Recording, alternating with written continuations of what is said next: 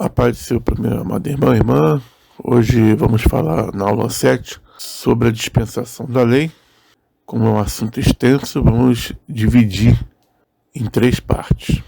Parte 1, vamos falar que Deus escolhe Moisés para preparar a vinda do Messias. Vai ser uma aula importante, porque vamos mostrar várias figuras, várias profecias, várias profundidades que a palavra de Deus traz para nós. Eu tenho certeza que se você ficar até o final do vídeo, você vai ser grandemente impactado pela palavra de Deus, porque um dos temas finais são as festas judaicas, que nada mais é que profecias de coisas que Deus preparou para nós.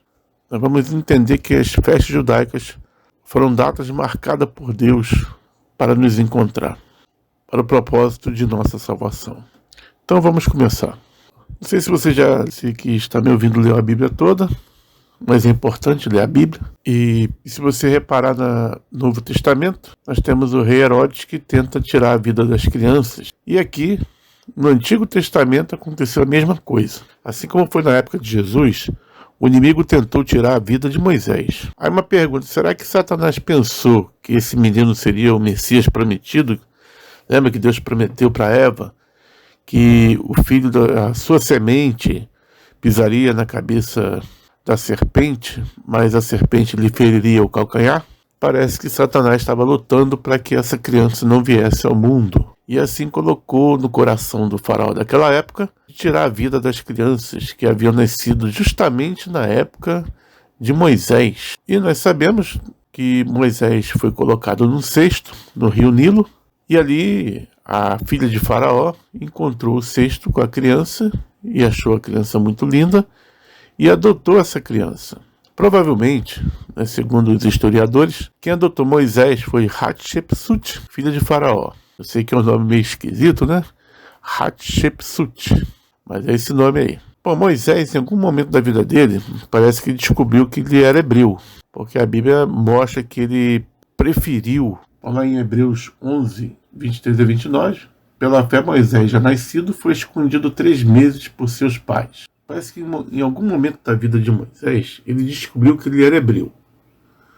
Porque lá no livro de Hebreus, capítulo 11, versículo 23 e 29, diz assim, pela fé, Moisés, já nascido, foi escondido 3 meses por seus pais, porque viram que era um menino formoso e não temeram o mandamento do rei.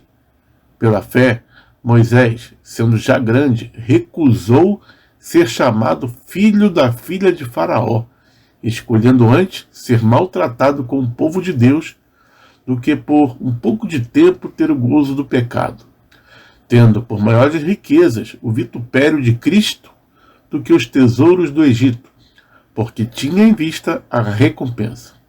Pela fé, deixou o Egito, não temendo a ira do rei, porque ficou firme como vendo o invisível. Pela fé, celebrou a Páscoa e a aspersão do sangue, para que o destruidor dos primogênitos lhes não tocasse. Pela fé, passaram o mar vermelho como por terra seca, o que, intentando, os egípcios se afogaram. Então nós vemos que em um momento da vida de Moisés, parece que ele preferiu ficar ao lado dos seus irmãos. Outra coisa interessante sobre a vida de Moisés foi o tempo de vida dele. Ele teve 120 anos, sendo que o tempo de vida dele foi dividido em 3 períodos iguais. Moisés passou 40 anos aprendendo todas as ciências dos egípcios. Então o que ele aprendeu? Provavelmente ele aprendeu o quê? Medicina, ele aprendeu história, porque ele conhecia o Código de Hammurabi, porque tem vários teores do Antigo Testamento ali, das leis, Levítico, que tem principalmente as leis morais que parecem muito com o Código de Hammurabi.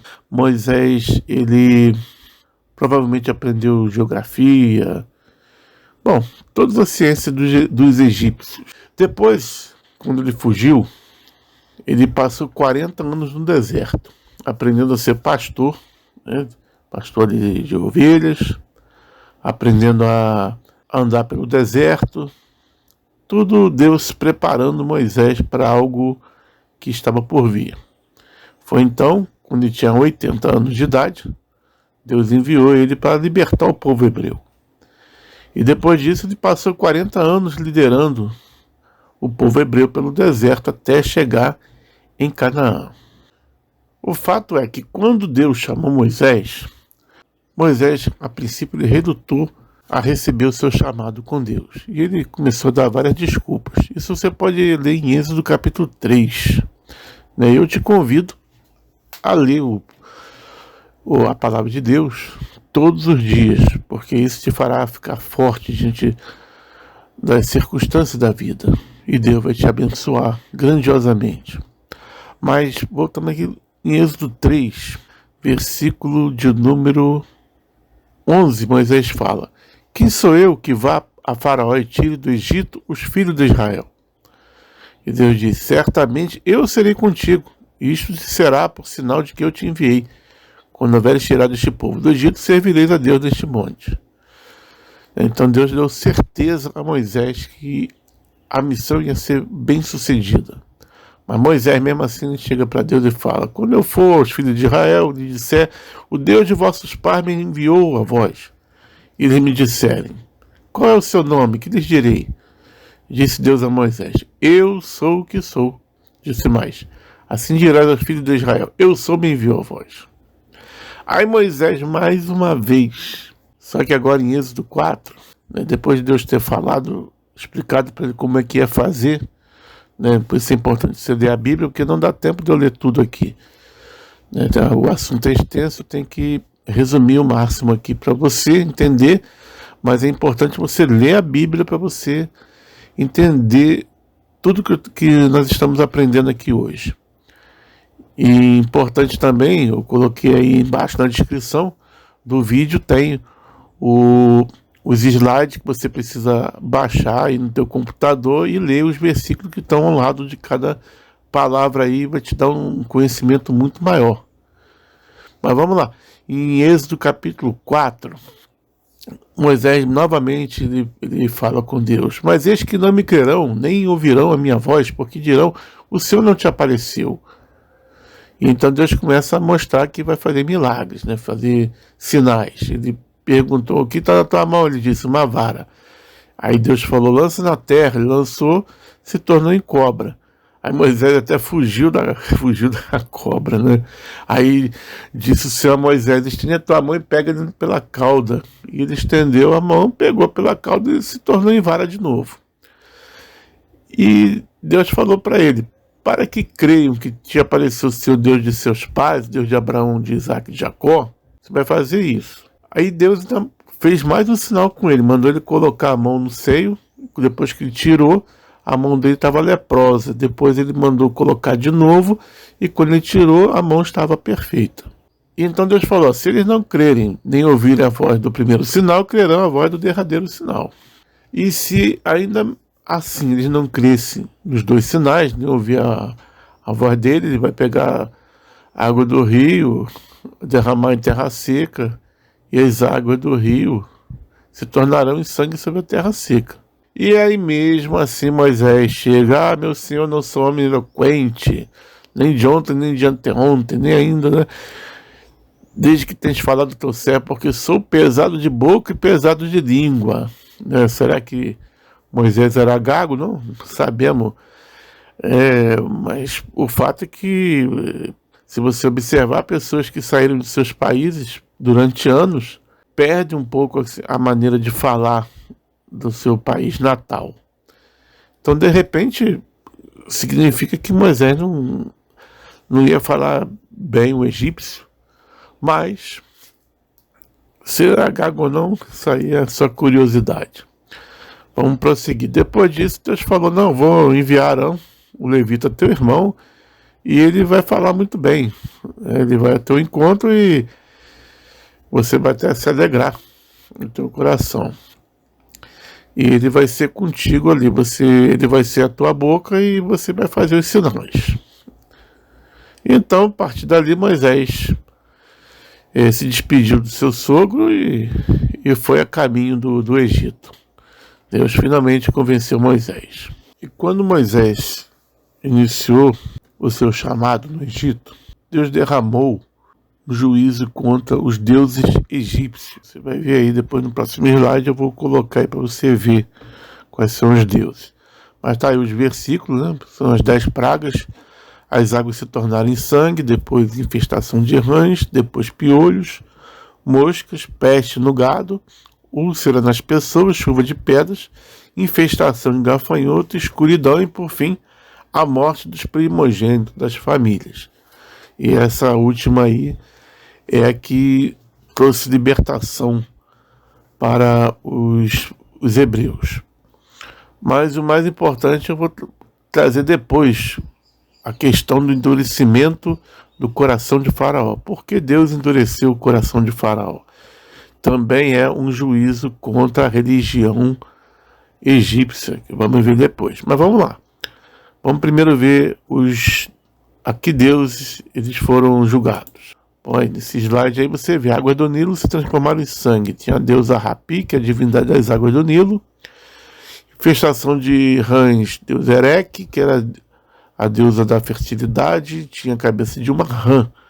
Infestação de piolho, né, deus da terra. Moisés pegou da terra, jogou para o alto e virou piolho na cabeça dos egípcios. Infestação de mosca, a deusa Crepe, a divindade do sol, tinha a aparência de um escaravelho, né, parecendo uma mosca.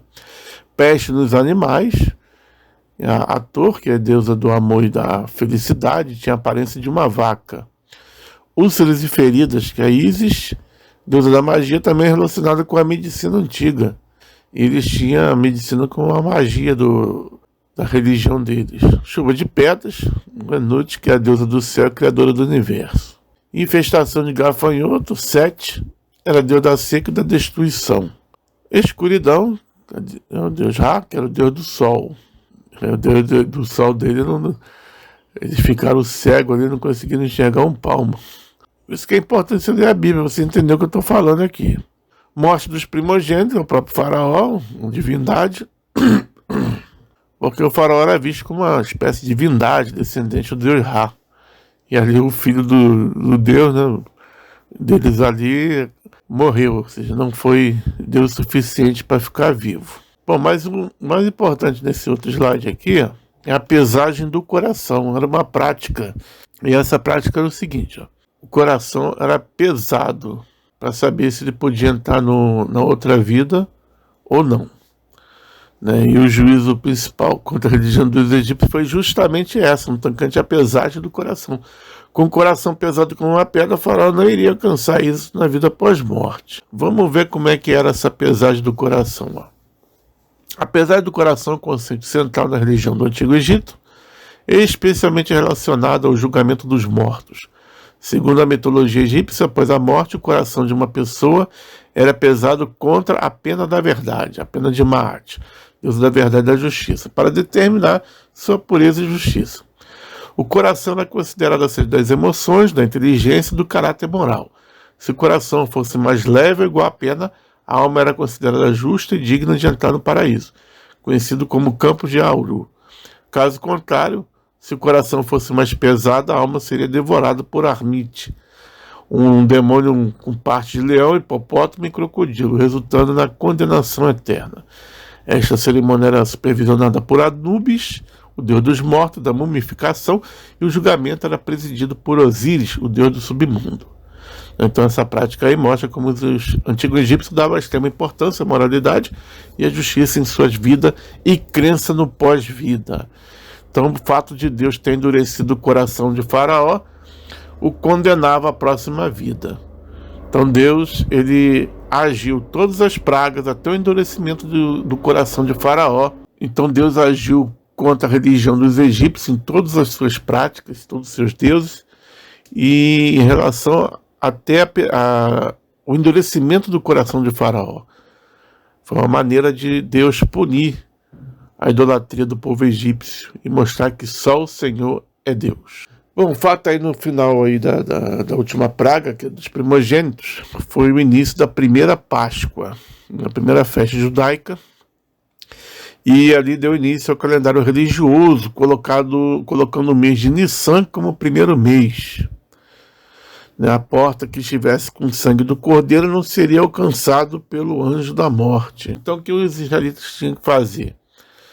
Eles tinham que pegar um cordeiro, sacrificar ele, pegar o sangue, colocar num balde e passar nas portas, nos portais, para que quando o anjo destruidor, né, o anjo da morte viesse, já encontraria sangue ali e passasse adiante para a próxima casa. E ao mesmo tempo, os israelitas deveriam comer o cordeiro assado com ervas amargas e pães ázimos, sem fermento, dando origem também a outra festa aí, a festa dos pães ázimos. Pois não teria tempo para deixar o pão levedar antes da sua partida repentina. Eles também deveriam estar vestidos e prontos para sair rapidamente, porque era uma coisa rápida. Deus já sabia que pela manhã o faraó ia chamar o Moisés e falar para o povo sair. E era interessante que essa refeição deveria ser repartida. Por exemplo, uma casa que tivesse muitas pessoas, se não desse um cordeiro, tinha que ser 2 ou 3, dependendo da quantidade de pessoas. E se fosse uma pessoa que não ia conseguir comer um cordeiro único, ele teria que se reunir com outras pessoas que estivessem na mesma situação e aquelas 2 ou 3 famílias comer um cordeiro único entre eles. Era um sinal também de comunidade, de harmonia, né? Um sinal muito importante, né? E essa refeição simbólica marcou o início da libertação dos israelitas da escravidão no Egito. E é lembrada e comemorada anualmente durante o Pessach, com o Seder, né? Uma refeição ritual que inclui alimentos simbólicos e a leitura da Haggadah, que conta a história do Êxodo. E para nós, cristãos ou judeus messiânicos, nós entendemos o que significa a Páscoa. Depois, quando falarmos das festas judaicas, nós vamos entrar em detalhes mais importantes. Ali no deserto, Deus começa a preparar uma nação.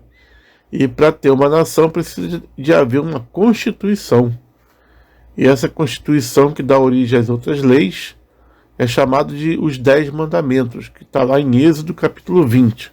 Talvez você tenha estudado os 10 mandamentos de uma maneira diferente, mas eu vim trazer aqui não a maneira simplificada que alguns colocaram. Eu coloco aqui exatamente como está no Êxodo 20, que são 10 mandamentos, sendo os 4 primeiros em relação a Deus e os 6 últimos em relação ao homem. Então a relação do homem com Deus está nos 4 primeiros, e a relação do homem com o outro homem está nos últimos 6 mandamentos. E como eram 2 tábuas, não é de se admirar se numa tábua fosse os 4 primeiros e na outra tábua os 6 últimos. Cada tábua representava uma obediência. A primeira em relação a Deus e outra em relação ao próprio ser humano. Até Jesus ele simplificou os 10 mandamentos em apenas 2. Ou seja, amará a Deus acima de todas as coisas, representando a primeira tábua, como eu creio, e amar o próximo como a si mesmo, representando a segunda tábua. É como se Jesus tivesse colocado ali um título principal para cada tábua. E o primeiro os 4 primeiros. Não terás outros deuses diante de mim, ou seja, adorar somente ao Deus verdadeiro. Não farás para ti imagem de escultura, ou seja, não criar ídolos, imagens para adoração, como alguns fazem aí, algumas religiões fazem, mas foi uma coisa equivocada. Não faz parte desse estudo aqui, mas depois que eu terminar o estudo, eu vou fazer um estudo de como a idolatria entrou dentro da igreja. E você vai ver que no princípio teve até uma boa intenção, mas no final deu errado. 3, não tomarás o nome do teu Deus em vão, né? Respeitar e honrar o nome de Deus, coisa que muita gente não tem feito, né? Tem gente que faz piada com o nome de Deus. Quando eu vejo alguém falando alguma piada com o nome de Deus na televisão, já troco logo o canal, que é para não dar ibope. Eu não vou compartilhar com esse tipo de pessoas. E eu sugiro que você faça o mesmo para eles poderem sentir que nós não aceitamos isso. Lembra-te do dia do sábado para o santificar. Dedicar o sábado como um dia de descanso e adoração a Deus. Então, por que o sábado é importante? Porque um dia de descanso é importante. Imagina se você trabalhasse os 7 dias da semana, fosse para o trabalho e voltasse do trabalho. O que acontece todo dia? Você não volta cansado, doido para dormir, às vezes nem dá para pensar muito, você já tem que dormir para acordar no outro dia. Como é que você ia se dedicar a Deus? Então, como Jesus falou, o sábado não foi feito por causa de Deus, mas o sábado foi feito por causa do homem. Então, nós precisamos de um dia de descanso, um dia em que possamos nos descansar do mundo. Descansar do mundo. Um dia em que nós possamos se dedicar a Deus, buscar o conhecimento da palavra de Deus, se dedicar mesmo esse dia para adorar a Deus e fazer a vontade de Deus também. É isso que muita gente não entende. E há muitas divisões dizendo tem que ser no sábado, outros dizem tem que ser no domingo. O fato é que o significado do Shabat é você buscar a Deus, é você dedicar o seu tempo a Deus. Porque nós sabemos que há profissões que você trabalha um dia sim, um dia não. E como é que faz? Como é que faz nesse momento? Estamos numa sociedade que adotou o domingo como descanso. Mas isso aí é uma questão, não é o assunto aqui do estudo. Nós podemos até fazer um dia um estudo sobre isso. Mas o importante é você saber que você tem que amar a Deus acima de todas as coisas. E o próximo como a si mesmo, vamos ver agora em relação ao próximo. Honra teu pai e tua mãe, respeitar e cuidar dos pais. E esse mandamento tem até uma promessa de viver mais tempo aqui na terra. Temos não matarás, respeitar a vida e não cometer homicídio. Não adulterarás, ou seja, manter a fidelidade no casamento. Não furtarás, ou seja, respeitar a propriedade alheia e não roubar. Não dirás falso testemunho contra o teu próximo, ou seja, falar a verdade e não mentir sobre os outros. Porque se você falar uma mentira, por exemplo, num julgamento, você pode prejudicar alguém a passar o resto da vida na cadeia, a sofrer ali dentro, ou que deveria estar na cadeia e a pessoa voltar aqui na sociedade e fazer mais maldade ainda, né? Então, não dirás falso testemunho contra o teu próximo. Não cobiçarás, ou seja, não desejar de maneira invejosa os bens ou as relações do próximo. Então você tem os 10 mandamentos, que é a base das leis judaicas, e a base também, um dia, foi de nossas leis. Aqui no Brasil, por exemplo, não adulterarás já deixou de ser lei, mas antigamente era. Mas essa é a Constituição do povo de Israel, que Deus estava formando a nação de Israel ali no deserto. Estava forjando a nação de Israel para que ela viesse a entrar em Canaã, já como um povo, uma nação. Prosseguindo aí, foi até exatamente aí no Êxodo 20, quando eles ouviram a voz de Deus, eles pediram a Moisés para que Deus falasse somente para ele e Moisés falasse com eles, porque eles estavam com medo. O Êxodo 20, 19 e 21 diz: disseram a Moisés: se você falar, nós ouviremos, mas se Deus falar conosco, nós seremos mortos. Então Moisés respondeu: não tenham medo, pois Deus só quer pôr vocês à prova. Lá em Deuteronômio 18, 15 a 19, você percebe o que Deus promete aí, uma profecia, a promessa do Messias. E diz assim: o Senhor teu Deus te levantará um profeta do meio de ti, de teus irmãos, como eu. A ele ouvireis, conforme a tudo que pediste ao Senhor teu Deus em Horebe, no dia da assembleia, dizendo: não ouvirei mais a voz do Senhor teu Deus, nem mais verei este grande fogo, para que não morra. Então o Senhor me disse: falaram bem naquilo que disseram. Eis que suscitarei um profeta do meio de seus irmãos como tu, e porei as minhas palavras na sua boca, e ele lhes falará tudo o que eu lhe ordenar. E será que qualquer que não ouvir as minhas palavras, que ele falar em meu nome, eu requererei dele. Bom, nós sabemos que o Verbo, Jesus, se transformou em carne e habitou no meio de nós, e nós ouvimos a palavra de Deus através dele. Jesus, na verdade, era o Verbo ambulante aqui na terra, né? O Verbo de Deus, ele era aquele que Moisés havia prometido, aquele que, na verdade, Deus prometeu através de Moisés, que viria um em que Deus ia falar através dele. Todas as palavras que Jesus falou foram palavras de Deus, e nem todos deram ouvidos, mas aqueles que não deram ouvido, Deus requereu deles. Então, por isso que Jesus mesmo falou, vocês falam que ouve a Moisés. Se vocês ouvissem a Moisés mesmo, vocês me ouviriam, porque Moisés falou de mim. Foi aí que Moisés falou de Jesus, nesses versículos aí. Bom, João 1, 9, 14 diz: ali estava a luz verdadeira, que ilumina todo homem que vem ao mundo. Estava no mundo e o mundo foi feito por ele, e o mundo não o conheceu. Veio para o que era seu e os seus não o receberam. Mas a todos quanto o receberam, deu-lhes o poder de serem feitos filhos de Deus, aos que creem no seu nome, os quais não nasceram do sangue, nem da vontade da carne, nem da vontade do homem, mas de Deus. E aí, ó, e o Verbo se fez carne, a palavra de Deus se fez carne, e habitou entre nós, e vimos a sua glória, como a glória do unigênito do Pai, cheio de graça e de verdade. Então a promessa de que Deus enviaria um que ia falar a sua palavra, ia requerer de aquele que não lhe ouvisse, aconteceu quando Jesus nasceu, quando Jesus veio e pregou a palavra durante seus 3 anos de ministério aqui na terra. Agora vamos para um próximo assunto também muito interessante e empolgante, que é sobre o tabernáculo, que Deus mandou Moisés ali preparar o tabernáculo. O tabernáculo seria a base da religião judaica.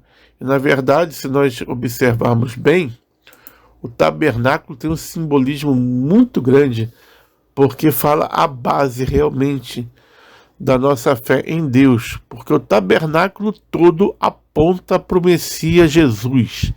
O tabernáculo todo, cada detalhe que você possa imaginar, fala de Jesus. Cores, figuras, objetos, tudo fala de Jesus e nosso relacionamento com Deus.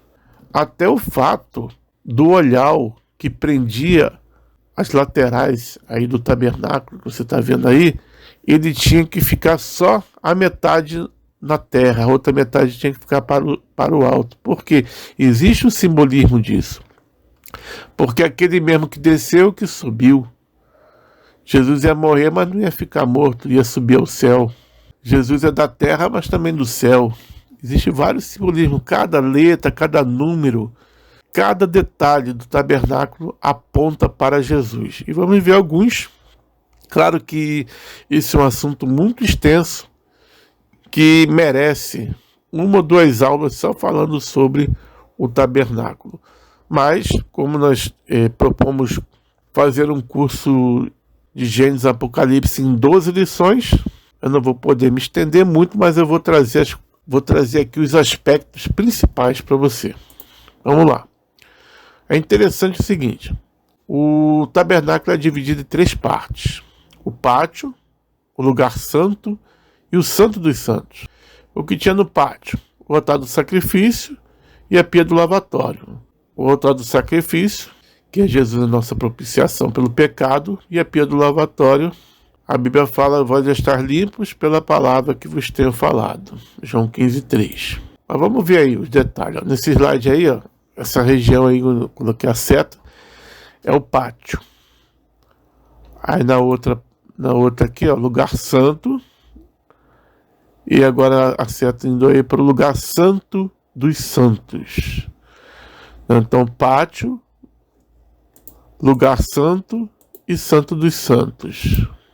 Vamos ver os elementos do pátio. Nós temos 2. Nós temos o altar do sacrifício e a pia do lavatório. Então, aí no altar do sacrifício, representa o sacrifício de Jesus. Você percebe que para você entrar aí, você tem que passar pela porta. E quem é a porta? Jesus. Jesus disse, eu sou a porta. Nós temos que entrar por ele para chegar na presença de Deus. E ele disse, ninguém vai a Deus se não for através de mim. Realmente, você tem que passar pela porta. Até chegar no Santo dos Santos, você tem que percorrer um longo caminho. O primeiro caminho é o altar do sacrifício, ou seja, você tem que crer que Jesus é o Cordeiro de Deus que tira o pecado do mundo. Você tem que se arrepender. O altar do sacrifício é um local de arrependimento. Você precisa se arrepender dos seus pecados para poder ir adiante e ir ao encontro de Deus. É no altar do sacrifício. Tem 4 pontos, representa também os 4 evangelhos, que nos mostra Jesus como sacrifício. Você percebe quando você ora, a primeira coisa que você faz é o quê? É pedir perdão. Senhor, me perdoa dos meus pecados, me lava, me purifica. E depois sim você se sente à vontade de falar com Deus. Porque primeiro você tem que pedir perdão. É o primeiro ato, né, de você buscar Deus, é você se arrepender. A Bíblia fala que sem a santificação, ninguém verá o Senhor. Então é necessário se santificar primeiro. O segundo elemento aí é a pia do lavatório. E a palavra de Deus diz, vós já estáis limpos pela palavra que vos tenho falado. Então significa aí o pia do lavatório, a palavra de Deus, ela nos purifica, nos limpa. Nós somos lavados e remidos pelo sangue do Cordeiro. Aí na pia do lavatório que tem a água purificadora. E Jesus, ele falou, aquele que crê em mim, rios de água viva fluirão do seu interior. Então nós temos essa água, nós que cremos no Senhor Jesus Cristo. Esses são os 2 elementos aí do pátio. Depois, partindo para o lugar santo, nós temos 3 elementos. O candelabro, nós temos os pães da proposição e temos o incensário. O candelabro nos aponta para João 8,12. Falou depois Jesus outra vez dizendo, eu sou a luz do mundo, quem me segue não andará em trevas, mas terá a luz da vida. Depois nós vemos os pães da proposição, apontando João 6,35, que diz, eu sou o pão da vida, aquele que vem a mim não terá fome, quem crê em mim nunca terá sede. E temos o terceiro elemento, que é o incensário. E você que gosta de orar, saiba que tuas orações estão diante de Deus. E veio Apocalipse 8, 3 e 4, e veio outro anjo, pôs-se junto ao altar, tendo um incensário de ouro, e foi-lhe dado muito incenso, para o pôr com as orações de todos os santos sobre o altar de ouro, que está diante do trono. E a fumaça do incenso subiu com as orações dos santos, desde a mão do anjo até diante de Deus. Então é interessante aí, você que gosta de orar, é porque você está diante do Santo dos Santos. Você já passou pelo lugar santo, né? E as suas orações estão diante de Deus lá no céu. E antigamente, não mais hoje, nós tínhamos o véu. O véu separava o lugar santo do lugar santíssimo. Aí você encontra Mateus 27:51, que diz, e eis que o véu do templo se rasgou em 2, de alto a baixo, e tremeu a terra, e fenderam-se as pedras. Foi aí que Deus rasgou o véu do templo de alto a baixo. Não foi de baixo para cima, foi de alto a baixo, porque foi o próprio Deus que rasgou o véu. Por quê? Por causa disso, nós temos direito a entrar no Santo dos Santos, pelo novo e vivo caminho, pelo sangue de Jesus. Então vemos aí em Hebreus 10, 19 a 25. O véu que separava o lugar do Santíssimo Lugar aí, né? Tendo, pois, irmãos, ousadia para entrar no santuário pelo sangue de Jesus, pelo novo e vivo caminho que ele nos consagrou pelo véu, isto é, pela sua carne. E tendo um grande sacerdote sobre a casa de Deus, cheguemo-nos com verdadeiro coração e inteira certeza de fé, tendo os corações purificados da má consciência e o corpo lavado com água limpa. Retenhamos firmes a confissão da nossa esperança, porque fiel é o que prometeu, e consideremos-nos uns aos outros, para nos estimularmos ao amor e às boas obras, não deixando a nossa congregação, como é costume de alguns, antes admoestando-nos uns aos outros, e tanto mais, quanto vedes que se vai aproximando aquele dia. Então nós vemos que Deus, Jesus, preparou um novo e vivo caminho para que nós pudéssemos chegar até Deus, pelo sangue do Cordeiro, porque o véu que separava o lugar santo do Santíssimo já não separa mais, já não existe. Ele foi rasgado de cima até baixo. E então, por causa disso, podemos prosseguir e chegar no Santo dos Santos. O que tinha no Santo dos Santos? Tinha somente a Arca da Aliança com o propiciatório em cima. São dois elementos, a Arca da Aliança e o propiciatório. E dentro da Arca da Aliança nós tínhamos as tábuas da lei, um pote com maná e a vara de Arão que floresceu.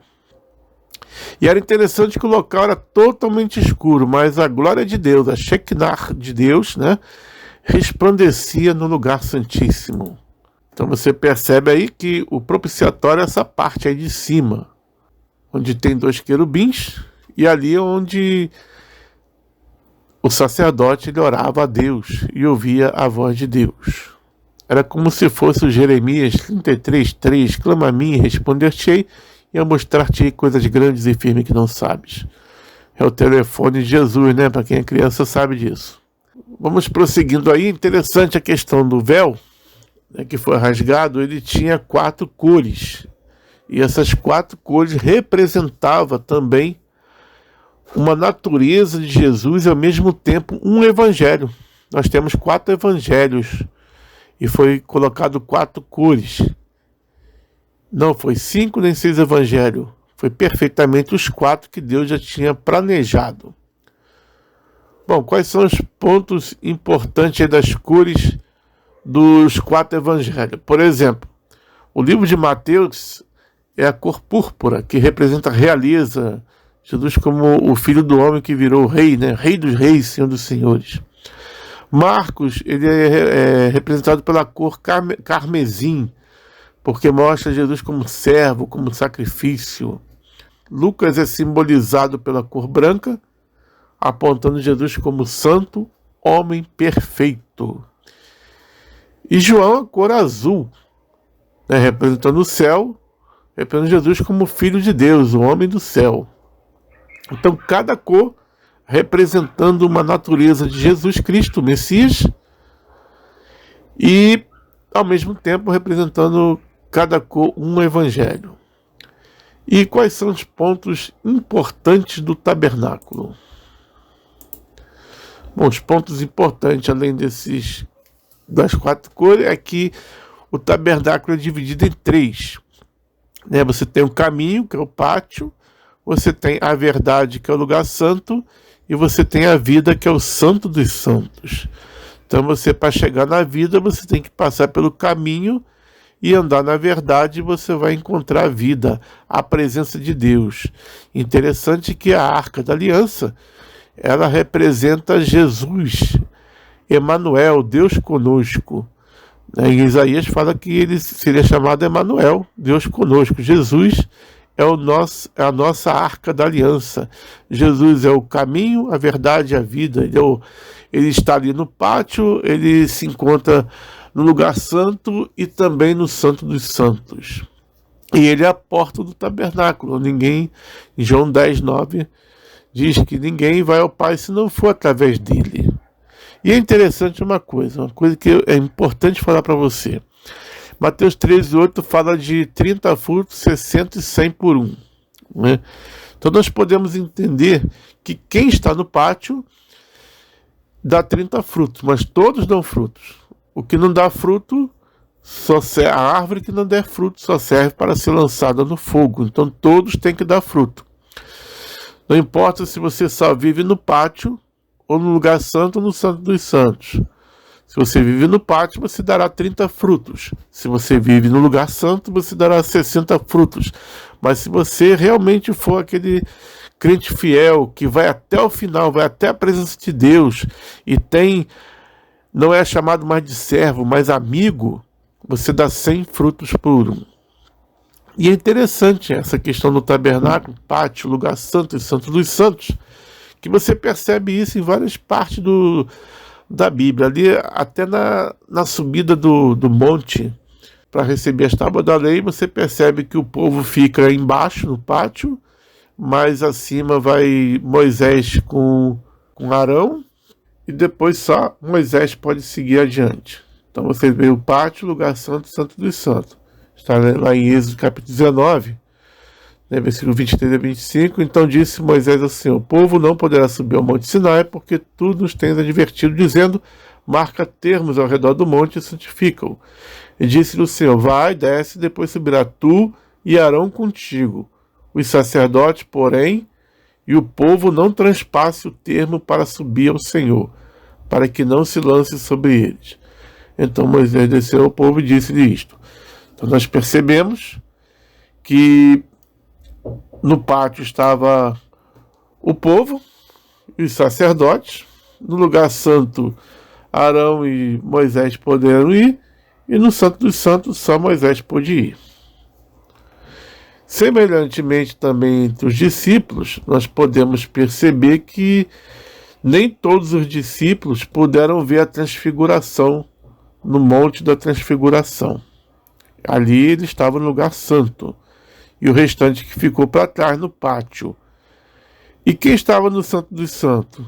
Se você perceber na última ceia, João foi o único que pôde se reclinar ali pertinho de Jesus e perguntar: quem há de te trair? Então mostra que João era aquele que estava sempre no Santo dos Santos, na presença ali do Messias Jesus. E você, meu amado, onde você está? Você está no pátio? Você está no lugar santo? Ou você está no Santo dos Santos? Quanto de fruto você tem dado? O quanto você tem estado na presença de Deus? Note o seguinte: a primeira coisa é o arrependimento. Todo mundo que se arrepende e crê em Jesus como Salvador passa a ser filho de Deus. Estão todos no pátio. Mas para chegar no lugar santo tem que passar pela pia do lavatório, tem que passar pela santificação, tem que passar pela palavra de Deus, porque vós já estáis limpos pela palavra que vos tenho falado. Então, em que lugar do tabernáculo você está? Você é uma pessoa que nunca leu a Bíblia? Então você está no pátio. Você ainda não passou para o lugar santo, você ainda não teve a experiência de sentir a presença de Deus ali no lugar santo, de ter um conhecimento, de ser iluminado pela palavra de Deus. E você pode ter certeza que para você poder chegar na presença de Deus, ter aquele contato de não ser chamado mais servo, mas de amigo, você precisa ler a palavra de Deus. Você precisa todo dia ler a palavra de Deus. Você precisa depois viver uma vida de santidade, uma vida de oração, uma vida cheia do Espírito, uma vida cheia da palavra. E então você vai poder chegar à presença do Altíssimo, porque o véu já não impede. Você vai entrar no Santo dos Santos e sentir a presença de Deus. Uma vez uma pessoa perguntou: como você sabe que Deus existe? Eu sei que Deus existe porque eu sinto Deus. Eu tenho certeza de Deus. Você nunca viu o vento? Mas o vento, você sente ele, mesmo sem ver. Eu nunca vi Deus pessoalmente, mas eu sinto Deus. Eu sinto a presença de Deus. E o meu desejo é que você também sinta. E eu ouço Deus também. E o meu desejo é que você também ouça Deus. Mas para você ouvir Deus, é necessário você estar no Santo dos Santos, porque é lá que tem o propiciatório, o lugar onde você fala com Deus e Deus fala contigo. Mas para você chegar lá, você tem que passar pelo altar do sacrifício, pia do lavatório, candelabro, pães da proposição, incensário, que são as orações, e então você chega na Arca da Aliança, que é a presença de Deus. Então está aí um resumo do tabernáculo.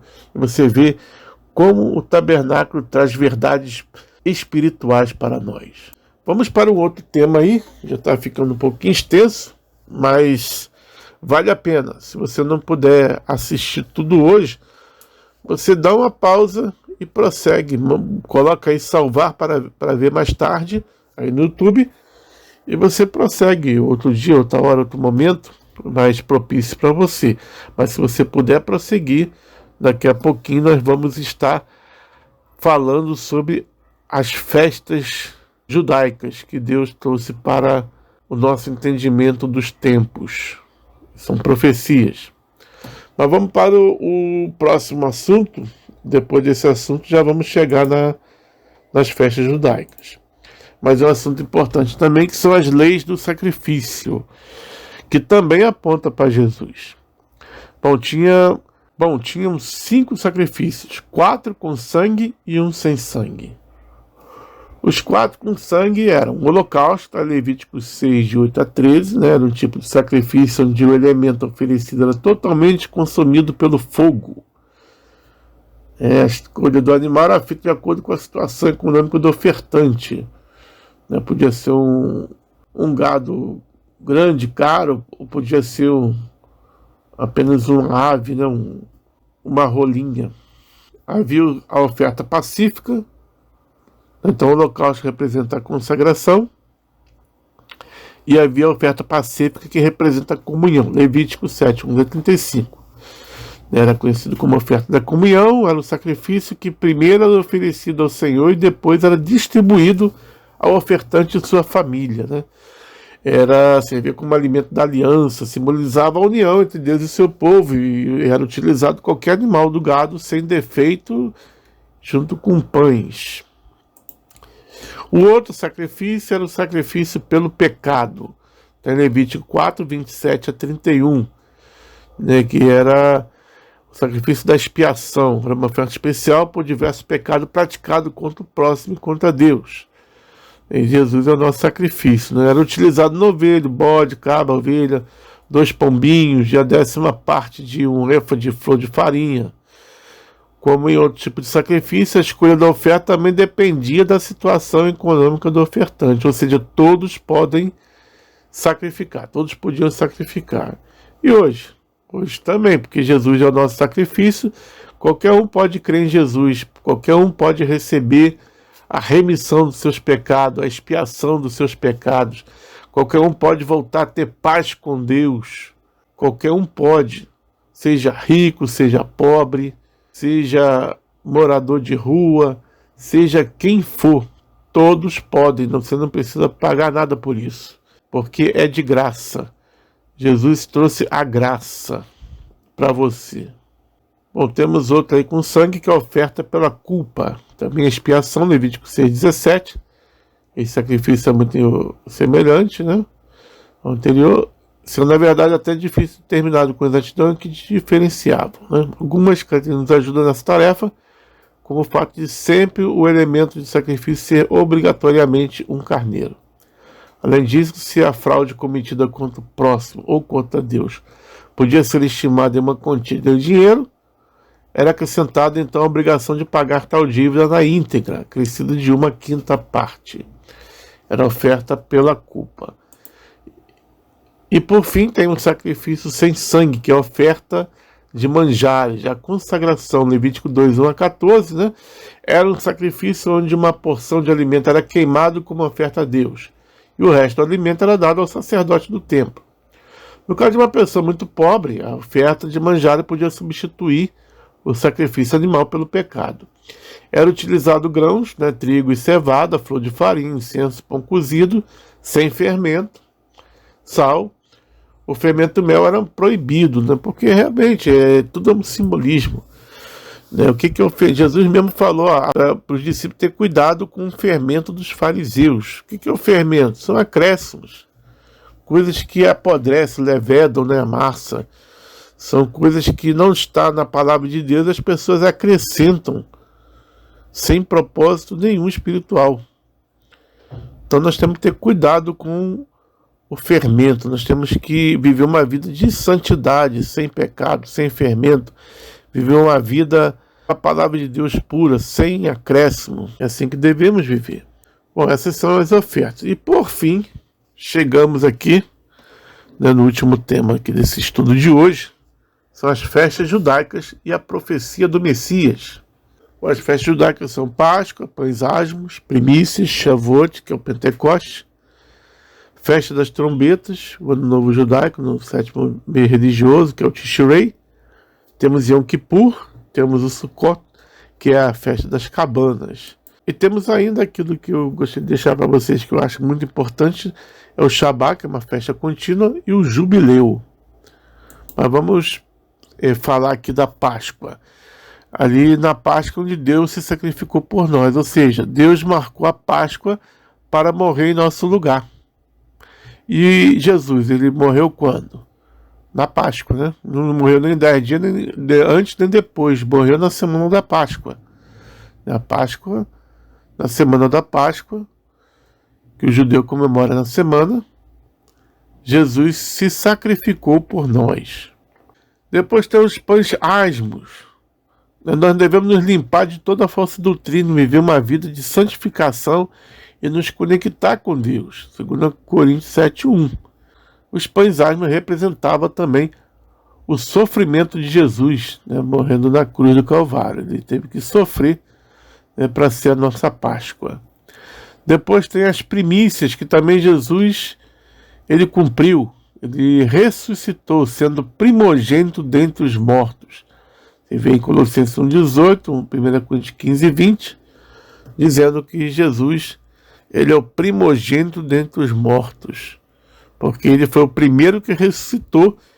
Em breve, quando ele voltar a buscar a sua igreja, nós também vamos ressuscitar. Então Jesus ele cumpriu a Páscoa, os pães asmos e as primícias.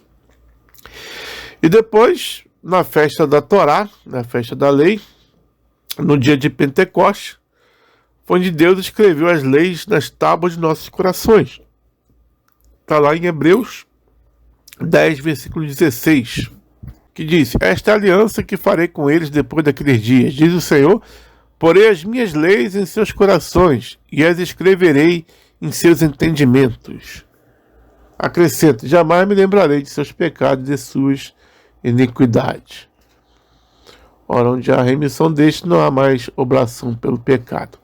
Então, nós vemos aí que Deus escreveu as leis nas tábuas do nosso coração justamente na festa da lei, na festa da Torá, né, no Shavuot, Pentecoste. Então, você percebe que as festas judaicas são dias específicos onde Deus prometeu se manifestar a nós. No dia específico da Páscoa, ele foi a nossa Páscoa. No dia específico dos pães asmos, ele foi nosso pão asmo. No dia específico das primícias, ele ressuscitou e foi a nossa primícia. No dia específico do Shavuot, na festa da lei, ele escreveu as leis nas tábuas do nosso coração. Estão faltando apenas 3 festas a serem cumpridas. A festa das trombetas é onde se proclama o juízo de Deus. É o período em que as pessoas devem se arrepender antes do dia de Yom Kippur. Essas 3 últimas festas aqui, né, tem a ver com coisas futuras, tem a ver até com o povo de Israel.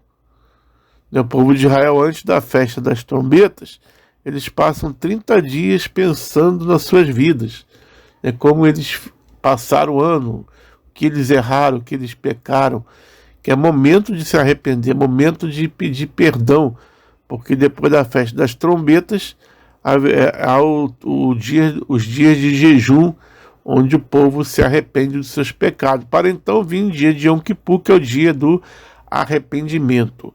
O interessante é que na festa das trombetas, como é que acontece? Se toca a trombeta 33 mais 33, eles tocam 100 vezes a trombeta, e depois a última trombeta. E quando é que eles tocam as trombetas? Nos 2 primeiros dias, que representam o Ano Novo Judaico.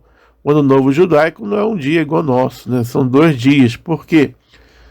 Porque naquela época não tinha como saber quando seria a lua nova. Ninguém podia saber qual o dia dos 2 dias ali e nem a hora em que a lua se tornava nova, exatamente no momento exato onde virava a lua nova, que era representava ali o momento do Ano Novo Judaico. Então, como ninguém sabia o dia e a hora, né, tinha que se tocar a trombeta 100 vezes durante esse período de 2 dias. Por isso a festa das trombetas. E as trombetas representavam o juízo de Deus. Então isso representa as trombetas do Apocalipse, que também proclama o juízo de Deus. Quando nós estudarmos sobre Apocalipse, né, sobre escatologia, nós vamos entender mais sobre o assunto aí das 7 trombetas do Apocalipse. Não é o momento agora. Mas o importante é você saber que proclama o juízo de Deus. Então essa é uma festa que vai acontecer. O fato é que a festa das trombetas proclama o juízo de Deus. Porque após a festa das trombetas, no calendário judaico, Rosh Hashanah, há um período de 10 dias que culmina no Yom Kippur, né, no dia da expiação. Esses 10 dias são conhecidos como os 10 dias de arrependimento, ou Aseret Yemei Teshuvah.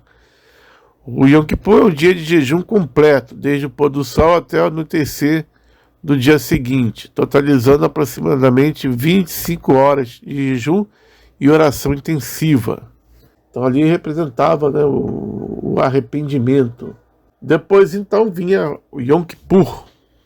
O Yom Kippur representa o dia do arrependimento.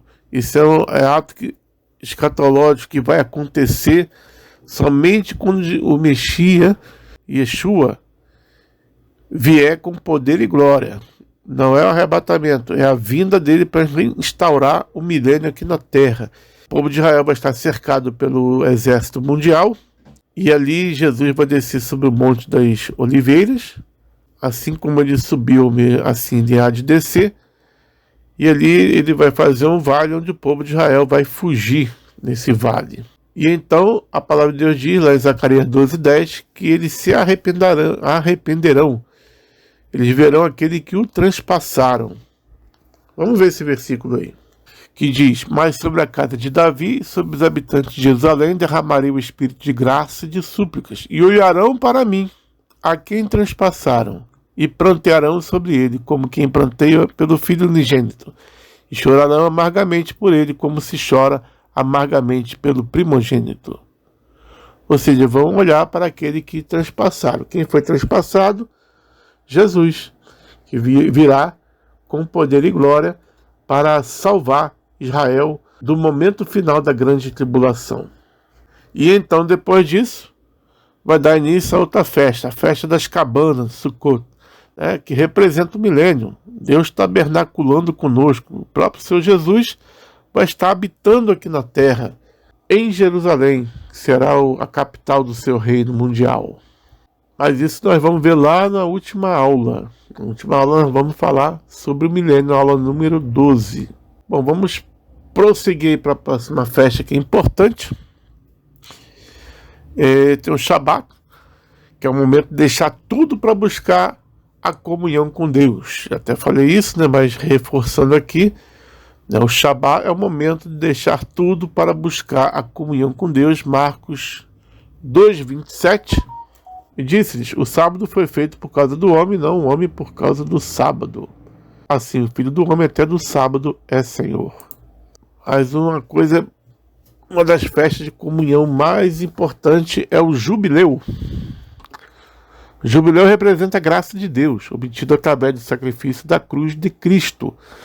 Você pode ver em Lucas 18:19, que diz, Jesus leu ali e disse que se cumpriu essa palavra: o Espírito do Senhor é sobre mim, pois que me ungiu para evangelizar os pobres, enviou-me a curar os quebrantados de coração, a pregar liberdade aos cativos e restauração da vida aos cegos, a pôr em liberdade os oprimidos, a anunciar o ano aceitável do Senhor.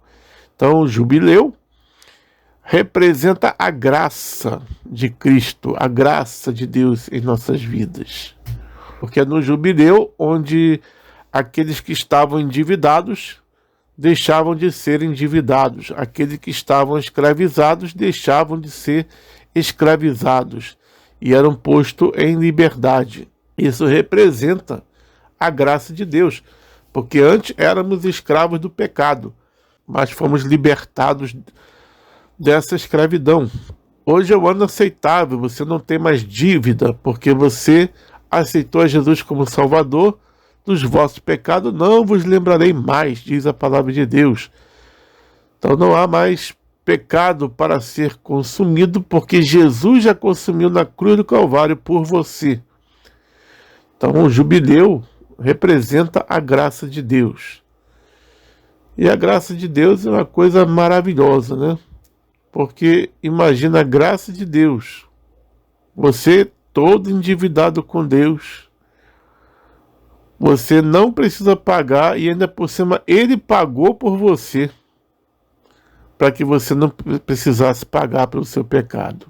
É por isso que eu não encontro em nenhum lugar da palavra de Deus a palavra purgatório, nem menção de que esse purgatório possa vir a existir. Pelo contrário, a palavra de Deus diz que Ele levou sobre si os nossos pecados, Ele levou sobre si as nossas dores. Então Jesus já pagou pelos nossos pecados. Não temos mais dívida, porque é o ano aceitável do Senhor. Nós estamos no ano do jubileu, a graça de Deus sobre as nossas vidas. E aproveite esse momento, porque enquanto estamos no ano aceitável do jubileu, né, enquanto a vida, a esperança. Mas saiba, depois da morte segue-se o juízo. Então é importante que você entregue a sua vida a Jesus nesse dia. É importante você deixar o mundo e viver uma vida para Deus. De tudo que você aprendeu até agora, você percebe que a Bíblia é verdadeira, que a Bíblia tem um propósito, que Deus tem um propósito, um projeto. E esse projeto é o plano da salvação que estamos aqui aprendendo a cada semana.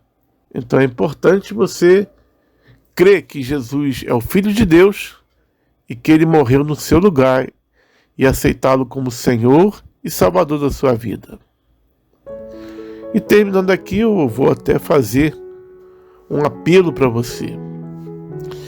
Você quer se decidir nessa hora a Jesus? Eu vou orar por você. Né? Coloque a mão no seu coração e fale assim: Senhor Jesus, eu creio que o Senhor é o Filho de Deus e eu te aceito como Senhor e Salvador da minha vida. Perdoa os meus pecados. Lava as minhas vestes e me faz nascer de novo. É o que eu te oro, pela tua misericórdia, em teu nome, Jesus. Amém. Então, creia que você teve o seu nome agora, você decidiu a Jesus, teve o seu nome escrito no livro da vida do Cordeiro. E quando chegar aquele grande dia, Ele vai dizer para você: vinde, bendito de meu Pai. E isso é importante. Você vai ter uma vida abençoada por Deus. Você vai viver uma vida sentindo a presença de Deus. Você que estava morto agora passou a ficar vivo para Deus. E você vai passar a sentir Deus. Você vai sentir que algo está mudando na sua vida. Mas veja, procura uma congregação onde pregue Jesus como Senhor e Salvador, onde pregue Jesus como Filho de Deus. Eu sou da igreja da Comunidade Batista Pentecostal Ebenezer, muito próxima à Assembleia de Deus. Você tem aí uma igreja aí pentecostal aí perto da sua casa, né? Procure uma igreja perto da sua casa, para que você possa aprender mais de Deus, para você poder aprender mais do Senhor.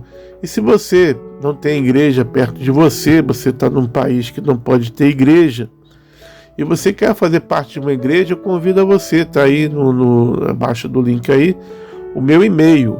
Mande e-mail para mim, eu vou passar a mandar versículos para você, vou orar por você, vamos ter um relacionamento mais profundo, né? Se você quiser que eu seja o teu pastor, mande um e-mail aí, cbpebenezer@gmail.com, e vamos crescer junto na presença de Deus. Eu faço esse convite para você e eu agradeço nessa hora por você ter assistido por mais um vídeo aqui, mais uma aula aqui, a aula 7. E a próxima aula nós vamos dar prosseguimento aí à dispensação da lei, vamos ver o desenvolvimento da nação do Messias, né? Eles entrando ali na Nova Canaã, e vamos prosseguir até chegar lá no final do Apocalipse. Que Deus te abençoe, em nome de Jesus. Amém.